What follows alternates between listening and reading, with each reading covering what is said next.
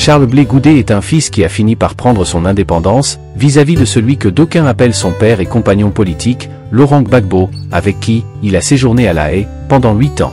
Jeune politique controversé, très tonitruant, connu pour ses envolées oratoires, son discours imagé, empreint de proverbes, citations et dictons, Charles Blé Goudet est né le 1er janvier 1972 à Niac-Braillot, village BT, dans la région de Gao, au centre-ouest de la Côte d'Ivoire. En 1990, le vent du multipartisme souffle sur toute l'Afrique. La Côte d'Ivoire d'Houphouët-Boigny n'en est pas épargnée. Dans cette atmosphère de turbulence politique, le jeune Blé Goudet adhère à la toute-puissante Fédération estudiantine et scolaire de Côte d'Ivoire, FESI. En 1991, alors élève en classe de terminale au lycée classique d'Abidjan, Charles Blé Goudet passe dans la clandestinité le baccalauréat, série A avec succès. Orienté au département d'anglais de l'université de Cocody, il poursuit ses activités syndicales à la cité universitaire de Yopougon où il occupe des postes de responsabilité à la FESI, avant d'être porté à la tête du mouvement syndical en 1998, succédant à Guillaume Soro. Dans ce parcours où la vie syndicale et estudiantine s'entremêlent, il obtient une licence en anglais et passe plus tard un master en gestion et prévention des conflits à Manchester en Angleterre auquel s'ajoute un diplôme en leadership et management obtenu en Tunisie, préparé à La Haye et soutenu en présentiel en 2021.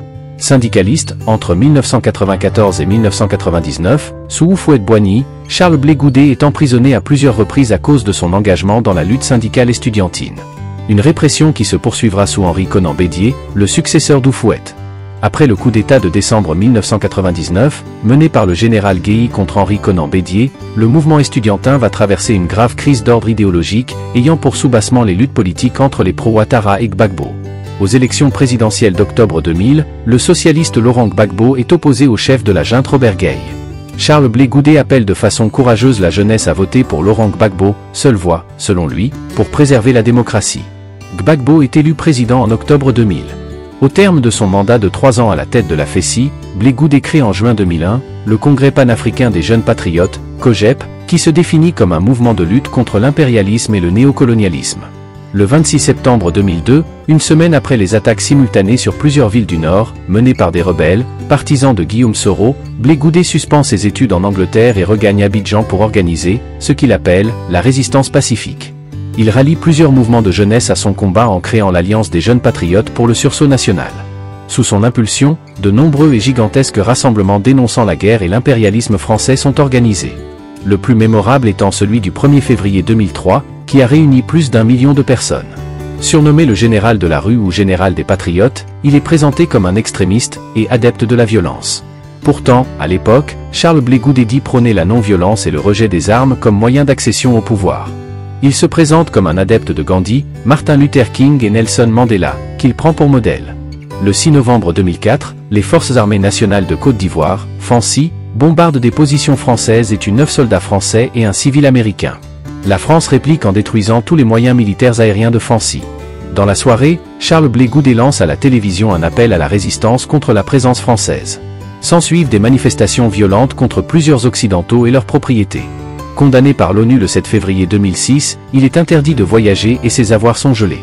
À la suite de l'élection présidentielle controversée de novembre 2010, Blé Goudet est nommé ministre de la Jeunesse, de la Formation professionnelle et de l'Emploi dans le gouvernement du Premier ministre Gilbert Marine Djebo-Aké, nommé par Laurent Gbagbo, mais non reconnu par l'opposition et par la communauté internationale. Le 21 mars, il mobilise une foule de jeunes Ivoiriens, venus s'enrôler dans les forces pro-Gbagbo, avant d'organiser une grande manifestation de soutien au président Gbagbo, près du palais présidentiel, dans la soirée du 26 mars 2011 avec un campement sur place dans la nuit suivante, qui rassemble entre 200 000 et 500 000 participants. Après l'assaut des forces armées d'Alassane Ouattara, le 11 avril 2011, contre le palais présidentiel d'Abidjan, tenu par Laurent Gbagbo et ses partisans, Charles Blé Goudet part en exil. Sous le coup d'un mandat d'arrêt international, il est arrêté le 17 janvier 2013 à Accra. Détenu d'abord par la police ghanéenne, il est ensuite extradé vers la Côte d'Ivoire le lendemain. Le 20 mars 2014, le Conseil des ministres de Côte d'Ivoire accepte de remettre Blé Goudet à la CPI. Il y est transféré le 22 mars 2014, rejoignant son maître Laurent Gbagbo. Son procès, conjoint avec celui de Laurent Gbagbo, s'ouvre à La Haye le 28 janvier 2016. Le 15 janvier 2019, Charles Blé Goudet est acquitté par la Cour pénale internationale. Le lendemain, la CPI suspend sa remise en liberté, après un nouvel appel déposé par le procureur. Celui-ci doit être examiné sur le fond par la Chambre d'appel, le 1er février 2019. Il est alors libéré sous condition et est contraint de rester aux Pays-Bas. En 2019, Blé Goudé fonde un parti politique, nommé COJEP, Congrès panafricain pour la justice et l'égalité des peuples. Il en est élu président lors du premier congrès du parti en août 2019.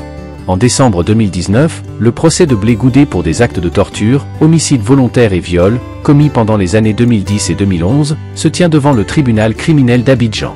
Sans la présence des avocats de Blé Goudé, le 30 décembre, il est condamné à 20 ans de prison, 10 ans de privation de ses droits civiques et 200 millions de francs CFA de dommages et intérêts.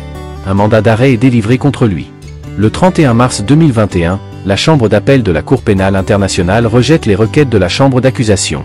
L'acquittement de Charles Blé Goudé et Laurent Gbagbo est ainsi confirmé. Les conditions de sa liberté conditionnelle sont aussi révoquées. Après des discussions avec le pouvoir en place, la Côte d'Ivoire lui délivre un passeport le 30 mai 2022. Blé Goudé rentre en Côte d'Ivoire le 26 novembre 2022. Fin décembre 2022, Blé Goudé fait une demande d'inscription sur les listes électorales qui est refusée par la Commission électorale indépendante car Blé Goudé a été condamné en 2019. En homme libre aujourd'hui, ce père de famille est une voix qui compte sur l'échiquier politique ivoirien. Une liberté idéologique et politique aussi, qui lui permet de bâtir sa propre vision politique, loin de l'escarcelle Gbagbo, où il a pris ses marques. Nommé en avril 2007 ambassadeur de la paix, Charles Blé Goudé a un goût avéré pour l'écriture.